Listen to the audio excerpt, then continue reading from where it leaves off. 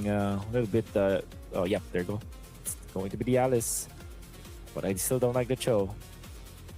You've hated on the Cho ever since it popped up, man. Yeah. You know what? Hey, sometimes you just got to go with what you think is going to work. And Ogwin picking up the Cho.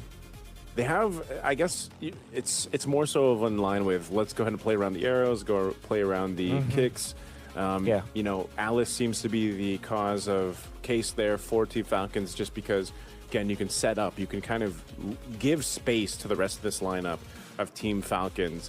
So if they don't necessarily get a kick, they're leading with that Throne of Ruin flicker combo from Flap. Now this last pick is going to be what rounds out Aurora Gaming. It's going to be the XP lane here for Lunar, who I would say more often than not gets to play the Barretts. Well, since they banned it out, he's going to go ahead and grab at the Ruby. So this is a lineup with a whole lot of crowd control, and whatever Rosa decides to take here with the Valentina. Yeah. Regardless of what I feel like. Two teams, we said goodbye today. Let's jump into the Land of Dawn. It's game one in this best of three between Team Falcons and Aurora Gaming. Starting with the middle part, where you can see Ogwin just scouting out where TNZ will be. Pagu is there for some defense. And with the Season Hunter that you're seeing now for Haji on this arena, it generally means that you can easily take the purple buff, as Kyle is already in the middle, just poking in here. Important damage that they've dealt. But that means that TNZ will have a little bit of leeway, as every second that you waste not hitting onto creeps means that your opposing jungler might have a level ahead of you. How's this matchup work, Wolf? You know, the Ruby and the Alice, just because we saw Ruby earlier on, but it wasn't necessarily up against an Alice. Yeah, well, it's a nothing. It's a nothing matchup where nobody will die. So they both, you know, Ruby sustains by lifesteal in the physical form, whereas it's magical form now for the Alice, where you can go for the lifesteal. They both have AoE stuns that is casted on themselves. Yeah. So it's more just do your thing, I'll do mine. Exactly. So that's a nothing matchup. It seems like XP lane, you know, it depends obviously on the heroes picked up, but there are certain situations and matchups where it's just that. It's just going to be a dead lane until it's not, fighting around the objectives, which is going to come up here in a couple seconds. This first turtle for the taking, both teams crowding up around here.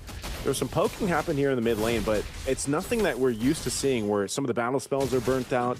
But Turtle's already started up. It's going really quick, but TNZ gets in there with the Retribution. He's able to go ahead and get the Turtle secured. It looks like Aurora Gaming will play the Discipline route. They'll back off. An arrow's going to be able to land. Are they going to follow through? A big burst of damage as Ogwin picks up the first blood. Throne of Ruin going to be used. And now there's the initiation on Team Falcons. Onto the turret. Flap will be the one to get punished. Oh, that's, I believe, the way of the dragon copied by the Valentina of Rosa, and with the commitment of the flicker, that also allowed them to isolate a good target, which is Flap. So I think the traits will now favor Aurora Gaming. It's even the jungler, TNZ, to take that kill onto an XP laner, Flap. So overall, that's a really good trade favoring Aurora Gaming. Yeah, good trades there in the mid. Got a 1-for-1, pretty much even across in terms of gold, but an objective secured by Aurora Gaming. And now that they have their level 4s to play around with, I wonder how many times we'll see Rosa choose this way of the dragon, that ultimate of the Cho to take. Oh, they do burn the flicker out from Ogwin. He saw TNZ show up and he's like, nope, I'm not dealing with that. Almost a even trade for both teams, I feel like. But there's a little advantage for Aurora. Flat, there's the kick. They're going to go ahead and mark the target, and it's Pagu. Well, might as well be the tree that you go for. So they get one down. A kill for Team Falcons. But you're seeing it. It's got to be so coordinated if you want to get a pick off for now from Team Falcons. They continue to put pressure on this side of the jungle, and Ogwin should be able to get away. Flap ate the deadly magics, but he's going to be fine. And now they got to reset because 10 seconds for that turtle to come up. setup now for Aurora Gaming. I'm not seeing properly the ultimates. They do have almost all of their ultimates in deck, including this Melissa. And of course, the good thing for both teams is that they can activate their gold laner now because it's near this turn. I'm offended already uses on Ogwin. Ogwin goes down. He has no crowd control to work with, and Flap has to get out too. Aurora Gaming really winning these team fights. They win the space control around the turtle. Yep. They get the second one of the game. Yeah, it's pretty easy there for Aurora Gaming. It's because the Throne of Ruin wasn't available. That's the ultimate that they used to take out Pagu, the fight prior to that. Understanding that, Aurora Gaming just blitzed the turtle and the Cho. It's already having a lot of troubles just facing the Beleric. And if you think about it, the Ruby is one of the traditional ways to counter the Cho because you have that instant cancel, actually, is what they would call it. And the way to cancel that is the second skill of the Ruby, which is the Don't Run Wolf King. So immediately when there's a kick, you pop your second skill and you're already canceling the combo of the Cho. And all of a sudden, as long as the Ruby is there, there is not a legitimate way for Team Falcons to initiate with this Cho. Yeah, this is maybe one of the reasons why you don't like the Cho that much, you know? Even in the hands of someone like Ogwin, who you consider basically a specialist on it, one of the specialists to be able to make it happen. You can see it is difficult when you're trying to weave through this, and that's why that Beleric was such a strong pick in the current meta. Yeah. You know, usually even if you get a kick, you still get the lockdown with the Wrath of the Dryad, and you kind of just set up this choke point for the Cho. And yes, you can kind of G-Kundo around and try to get away, but it could backfire on you. Yeah. And there's the setups. I would feel like the Hirara needs to go for pickups right now, but it seems like the bottom lane that they chose, it's not the easiest target. They were able to force the ultimate though, so that's still an important trade. Lunar onto the top lane. Flap has to answer this. And you're gonna feel now that Lunar is much faster than Flap. Flap just, you know, snooze for a little bit and then your turret will be gone. That's how problematic this early game is for Team Falcons, and now Aurora Gaming are just taking advantage of that. Yeah, this turtle, last one. Aurora Gaming has control of it. Third one. I don't think Team Falcons is just really wanting to fight into it because they know they can't win the team fight. So you might as well go ahead and trade it out. Let Marco get a turret. He gets the tier 1 on the bottom. It's one of those cases too where you just kind of need. I feel like with Team Falcons' lineup, you mainly need everybody there for this fight. And Super Marco is going to have to go ahead and scale up on this Clint and see what they can do once this actually breaks out. Because right now, Aurora Gaming is just taking that calm, collective approach. Yeah. Lock down our objectives and move on from that.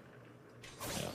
Very calm indeed. And it seems like they're not giving away anything for free. And what this entails is that Team Falcons, if they don't find anything to break this piece, that is to say, they could not win this game. Yeah, this is one of those cases where even Flap, as we're seeing him, you know, throwing a rear and use, it looked like they wanted to potentially go for something. It doesn't happen, but up top, they're trying to make a play on Lunar under the turret. There's the quick with the way of the dragon. Nice kick there, but it is going to be a trade in kills again, a 1-for-1. They're going to trade the turrets, it looks like, too, if Super Marco can go ahead and knock down that tier 2, because Siggy Boom has been working on this one. He'll knock it down before that cannon minion goes. And Aurora Gaming is just opening up the map further here. Rosa holding on to the own Way of the Dragon. It is a trade up top, so trading for turrets, but right now, Aurora Gaming still owning the map. Let's see what happens here. At this point, now that they've taken it out, you can see the items building up 1,000 gold lead in the XP lane. That's why they went for Lunar, man. They had to go ahead and slow him down. But even if he's slowed down, it doesn't really matter that much. It's like all he has to do is crowd control, utilize that I'm offended, keep them in place, and follow through. Lord is up now, so this is tough for Team Falcons. They have to approach this team fight carefully. Oh, hold on. Ogwin. Popping the conceal. Gonna jump forward, spots out TNZ, he'll swing around. Dominant Ice picked up for Ogwin too. He's got a Radiance armor and a Dominant Ice. I don't know how tanky enough he's gonna be if he's gonna be for this fight, but Aurora Gaming pulls off with the Lord for now. Let's see if he can manage. If he can manage to go ahead and take this Lord. It's going to continue to reset here as they pull back and forth, but Falcons does a good job at least kind of delaying this. They want to keep giving some of that the green camps and the farm over to Super Marco, see if they're ready to fight, see if they can spot something out, whether it's an arrow or maybe a cheeky play from Ogwin here. See if we can make it happen. They want to go for this. Kyle, oh, there's the kick. That's the opening they were looking for, even with the iframes. Kyle's going to be in trouble. What a kick from Rosa with the stolen Way of the Dragon. And now, without Kyle, Aurora Gaming is going to make a straight line for this Lord. Team Falcons, though, I don't think they can do anything. Oh, no. Oh, God. That's why I feel like there's the last big choice really questionable for me, Team Falcons. Not only are they not finding the kick that they wanted, they're giving away a kick that is good. You can see the Aurora Gaming took advantage of that, and this is not the first time that Rosa was able to land a way better Way of the Dragon against Team Falcons, and that was the Way of the Dragon of the century for sure. And how about this? The Clint looking for some sort of a play, but he's now getting found out. Oh, Super no. Marco. Oh no, what were you trying to achieve? Oh man, Super Marco trapped in the Wrath of the Dryad. Flap jumping in, trying to save him, and now TNZ joining the fight. There's the kick coming out from Ogwin, but look how quickly he goes down. A Deadly Magix will take him out. And Aurora Gaming, they lose TNZ, but now they're focused on Flap. He's going to gleam away, and they just have so much damage packed into this lineup right now for Aurora. A lot of mistakes that are committed by side of Team Falcons, I feel like was devastating to look at. And now if you're Team Falcons, what do? You've wasted a lot for a kill onto TNZ. There still is the Lord knocking in your base. Fortunately for them, they have managed a top lane, so at least it will not be a fast push, but that Lord fight really just now dictates the game now. It's gonna be Aurora Gaming leading the tempo. The tempo, oh, there's the setup with the Throne of Ruin, able to find two members here, but Kyle goes down and they're still going to fight. Ogwin goes for the kick, but there's Pagu zoning out Super Marco, and now Ogwin's going to be in trouble as Sigiboom will chase him down, gets the dash, but I don't think you're going to be able to catch this Cho, so they just go for the base. TNZ going on forward. They want to go ahead and push into these base turrets, but Team Falcons looked for a moment to stay in this. But now the waves pushing in bottom and mid. Aurora Gaming, knowing they have the numbers advantage, will focus on the mid turret, knocking it down as Rosa holds on to the kick. There's a big pull, and they get rid of Ogwin. They're going to clear out all these waves here, clumped up together, but the rest of Team Falcons is up. So Aurora Gaming takes two base turrets and then retreats. What a clean take there coming out from Aurora. Really commendable plays that they're doing right now. They are not panicking. They're not overcompensating whatsoever. It seems like they know exactly what to do in this game, and they're winning so well. They know how to hold on to leads, and they know how to siege safely. This alone is going to be enough for them to really take control of this game. Taking control of it, Aurora has the control right now. Team Falcons has really tried to get themselves an opening of opportunity in this game. They've gotten it to 13 minutes up to this point. You would think that even Super Marco is ready to fight. You can see his items: Endless Battle, Malefic Gun, Berserker's Fury. He's got some damage, but the problem is, can he get in range to use the damage? Even Kyle now picking up the BOD. There just seems to be such a good defense here from Aurora Gaming's lineup, and they're really waiting for these moments for Team Falcons to slip up. They've got to manage the waves here, so Aurora Gaming has control around this Lord, but they are in position. Now Team Falcons, and they make something happen. G-Kondo use on Pagu. He's going to be fine. Holds on to his Wrath of the Dryad, and no one going just yet. But a quarter health on this Lord. Aurora Gaming could go for this. A conceal is going to be used. Ogwin has the immortality. He's going to be spotted out, so it's a reset on the Lord. The reset. It's going to be... Is this going to be... I think Aurora Gaming is incentivize this. This is a half reset only. Very smart there coming up for Aurora. They're going to take the Lord. TNZ gets the Lord, but they're going to go for the fight. Aurora Gaming looks to go ahead and overpower Team Falcons, and Flap barely escaping with 1 HP. Should be able to glean, but Super Marco gets a kill. Ogwin, 1 HP. There's the kick from Rosa. Rosa goes down, but Siggy Boom, unbothered, will unleash here, and Haji has to burn the flicker. Kyle with the iframes. TNZ goes back, and now they have Lunar, Siggy Boom, and TNZ along this Lord. It's a 3 versus 3. Siggy Boom working through it. Flap jumping in with the Gloom. He pops the go away from me. Siggy Boom has all the room to work with, and now Kyle trying to buy time. TNZ's going to be able to find him. They're going for the next. The Lord is still going to be there, and it's only Haji nearly left.